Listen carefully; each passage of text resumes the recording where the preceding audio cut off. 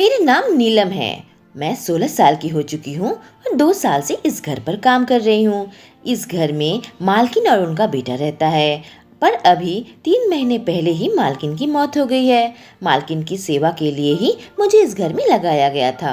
मुझे लगा था उनका बेटा मुझे काम से निकाल देगा, पर शेखर ने मुझसे कहा कि तुम अभी भी यहाँ काम कर सकती हो। मुझे यह सुनकर बहुत खुशी हुई, क्योंकि मैं दिली दिल उसे पसंद करती हूँ। हालांकि शेखर के दिल की बात मुझे समझ नहीं आती, क्योंकि मैं उसे चुपके से मुझे देखते हुए देखा है, पर उसके दिल में मेरे लिए क्या फीलिंग है यह मुझे पता नहीं। हाँ, मैं जानना जरूर चाहती हूँ। मैं दिन भर उसी के घर में रहती थी और मेरे रहने के लिए छोटा सा कमरा भी था, जहाँ मैं रात में सो जाती थी। मैं मालकिन की मौत के बाद ही शेखर के करीब करीब रहने लगी थी। मैं जवान हो चुकी थी और मेरा बाहर कहीं आना जाना भी नहीं था।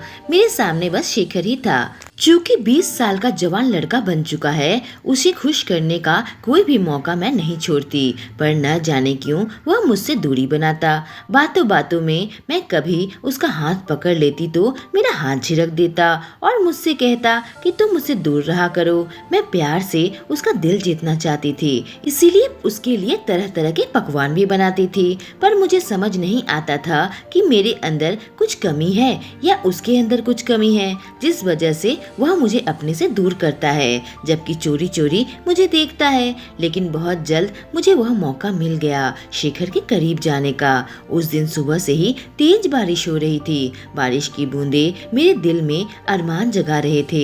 शेखर उस दिन काम के लिए बाहर भी नहीं जा पाया था और पूरे दिन घर पर ही था। जैसे ही सोने का टाइम आया, मैंने कहा, शेखर, मुझे आज बहुत डर लग रहा है। आज का मौसम तो कयामत ढा रही है। अगर तुम बुरा ना मानो, क्या मैं तुम्हारे कमरे में सो जाऊं? यह सुनकर उसकी आंखें बड़ी बड़ी हो गई और न जाने क्या मन ही मन सोचने लगा था। ऐसा लग रहा था कि वह चाहता भी है कि मैं उसके कमरे में सोऊं, पर कह भी नहीं पा रहा था। उसके ये भाव देखकर मैं काफी चिंतित हो गई थी कि कहीं मुझे इसलिए तो अपने आप से दूर नहीं रखता क्योंकि मैं गरीब घर की लड़की हूँ और मेरे मम्मी पापा मेहनत मजदूरी करते हैं। अपनी माँ की तरह मैं भी देखने में काफी खूबसूरत और हसीन हूँ और 16 साल की बाली उम्र में मैं अपने जज्बातों पर काबू नहीं रख पाती। न ही स्कूल जाना था, न ही मेरी जिंदगी का कोई मकसद था। बस माँ ने काम पर लगा दिया था, मैं काम कर रही थी। कभी कभी अपने घर वालों से मिलने तो चली जाती थी, पर मैं बहुत अकेली थी। मुझे कोई चाहिए था जो मुझसे प्यार करे। शायद उम्र की वजह से ही ऐसा था कि मुझे अपनी जिंदगी में एक लड़का चाहिए था और मेरे सबसे करीब शेखर था। अंजाम की परवाह किए बिना ही मैं उससे कह दिया था कि मैं आपके कमरे में सोना चाहती हूँ। मेरे मन में तो यह था कि मैं उसे हासिल कर लूँ, पर थी तो मैं नादान। थोड़ी देर वह सोचने के बाद कहा, ठीक है, तुम सो जाओ मेरे कमरे में।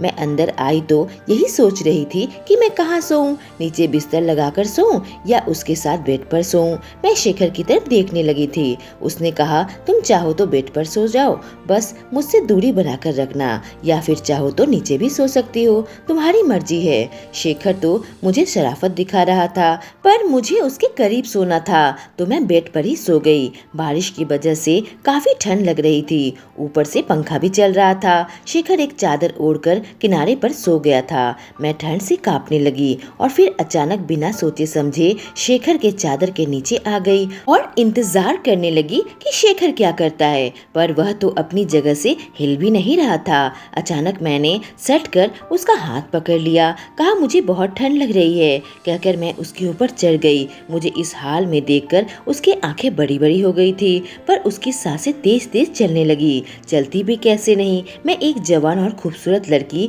उसके इतने करीब जो थी। मैंने कहा, मुझसे रहा नहीं जाता, मैं बहुत अकेली हूँ, मेरा अकेलापन आज रात के लिए दूर कर दो। मैं उसके बिल्कुल करीब आ गई और उसके होठों को चूमने लगी थी। वह भी बहकने लगा था, पर उसके चेहरे में मुझे डर नजर आ रहा था। मैं उसके शर्ट खोलने लगी, पर वह मुझे रोक रहा था। कहने लगा, नीलम, ऐसा मत करो, पर मैं उसकी तरफ प्यार भरी नजरों से देखने लगी थी और धीरे धीरे उसके बटन खोलने लगी थी। लेकिन जैसे ही मैंने उसके कपड़े उतारे और उसे देखा तो मेरी चीख निकल गई।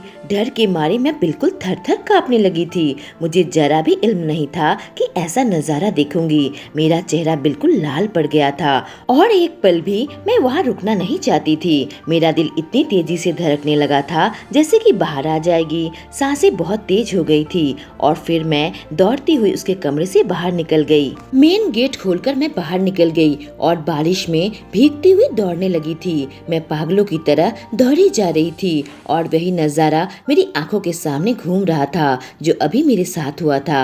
बारिश के पानी के साथ मेरी आंखों में आंसू आ गए थे। मैं शेखर को पसंद करने लगी थी। भागती हुई मैं अपने घर तक पहुंच गई। जैसे ही मेरी माँ ने दरवाजा खोला मुझे सामने खड़ा पाया। मुझे देखकर वह बिल्कुल निर्वाक हो गई थी। तभी मेरे पापा सामने आए। कहे, क्या बात है बेटा, इतनी रात को यूं दौड़ के क्यों आ रही है? सब ठीक तो है ना?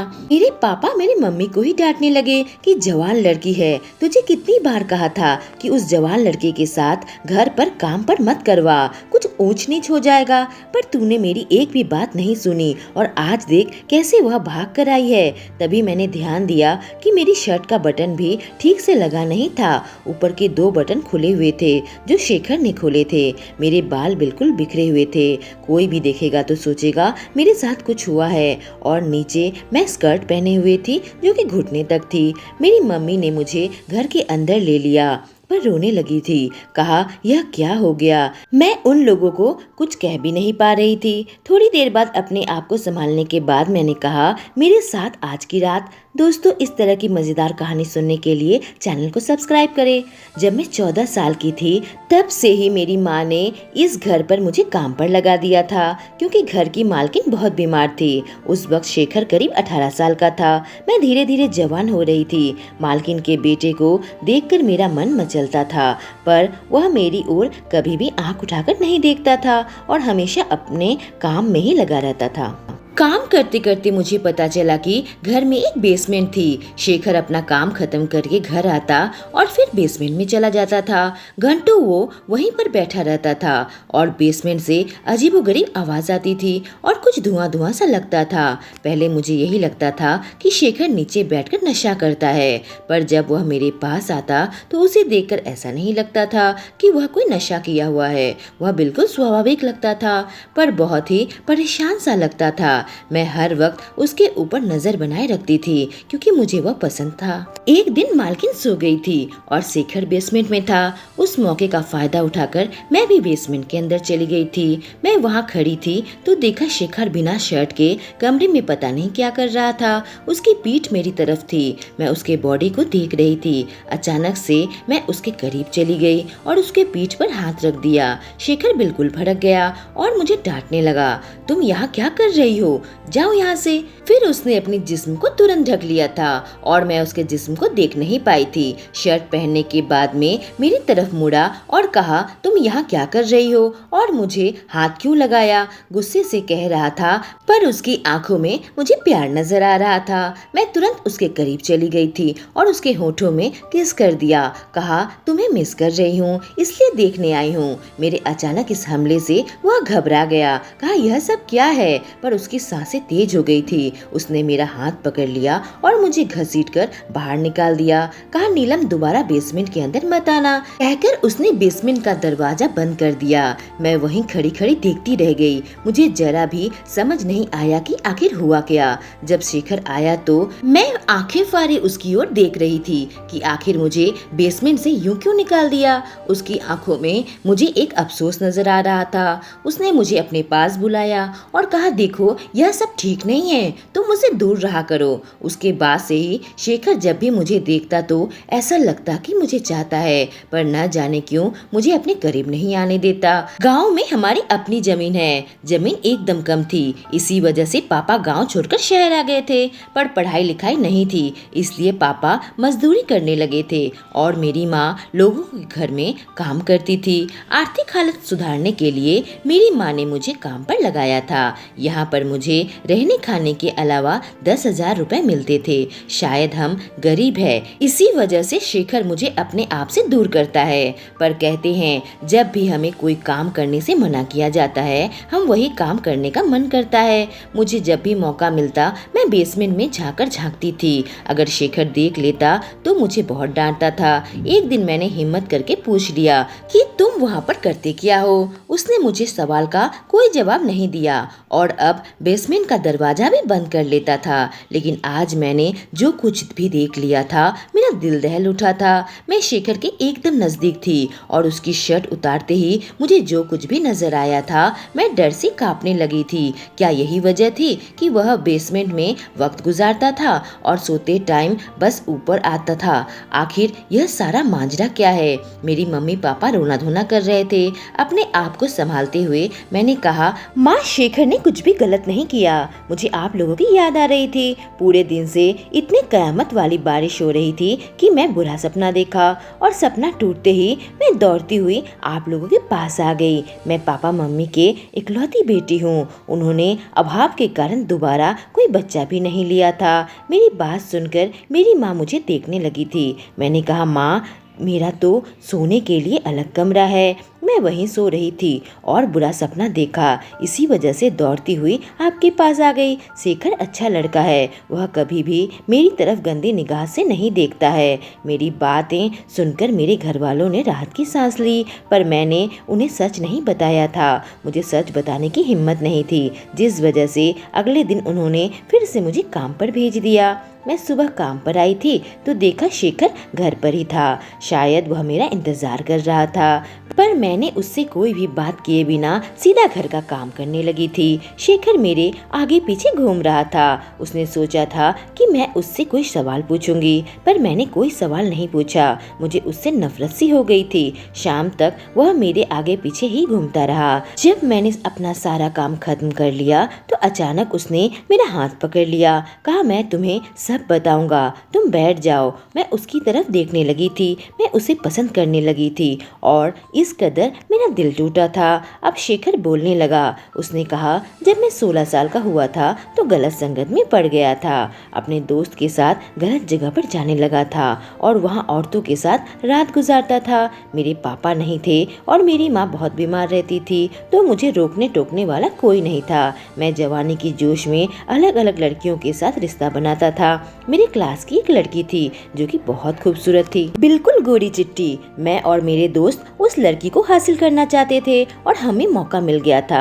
हमने उसे उठा लिया था, उसे एक झोपड़े में लेकर आ गए थे। हम सबने मिलकर बारी बारी से उसके साथ गलत काम किया। बहुत रोई थी, गिड़गिड़ाई थी कि मुझे छोड़ दो, पर हमने उस पर दया नहीं किया। उसकी कुछ गंदी वीडियो भी बना ली थी और कहा था, अगर किसी को बताओगी तो यह वीडियो सबको दिखा देंगे। रोती हुई उस लड़की ने मुझे श्राप दिया था कि भगवान तुम्हें इसकी ऐसी सजा देगा कि तुम सोच भी नहीं सकते। हमने उसके बात को हंसकर टाल दिया था, लेकिन जब मैं घर आया तो मेरे पेट की चमड़ी में बहुत जलन होने लगी थी। मैं कपड़ा भिगाकर अपने पेट में रख दिया था। न जाने चमड़ी इतनी क्यों जल रही थी। मैं उस जलन से तड़प रहा था और कुछ घंटे के अंदर मेरे पेट में बड़े अजीब से दाने निकल आए थे। मैं डॉक्टर के पास गया, पर दाने बहुत बड़े हो गए थे। डॉक्टर ने उसकी दवाई तो दी थी, पर वह ठीक होने का नाम नहीं ले रही थी। दाने फूलते चले गए और मेरा पेट ऐसा गंदा हो गया। अब मैं किसी लड़की के करीब जाने के लायक भी नहीं रहा था। मेरी हालत इतनी खराब हो गई थी कि कोई लड़की देखती तो डर जाती और उसका दर्द मुझे अलग होता था। जब तुम यहाँ काम करने आई तो मैं भी तुम्हें मन ही मन चाहने लगा था, पर मैं जानता था कि तुम मेरी शर्ट उतारोगी तो वह दाने तुम्हें दिख जाएंगे और लड़कियों की तरह तुम भी डर जाओगी। और कल रात वही हुआ। मैं इसके टोटके कर रहा हूँ कि यह ठीक हो जाए, क्योंकि डॉक्टर इसका इलाज नहीं कर पाए और इसी वजह से मैं बेसमेंट में जाता था। दाने बिल्कुल बड़े बड़े हो गए थे।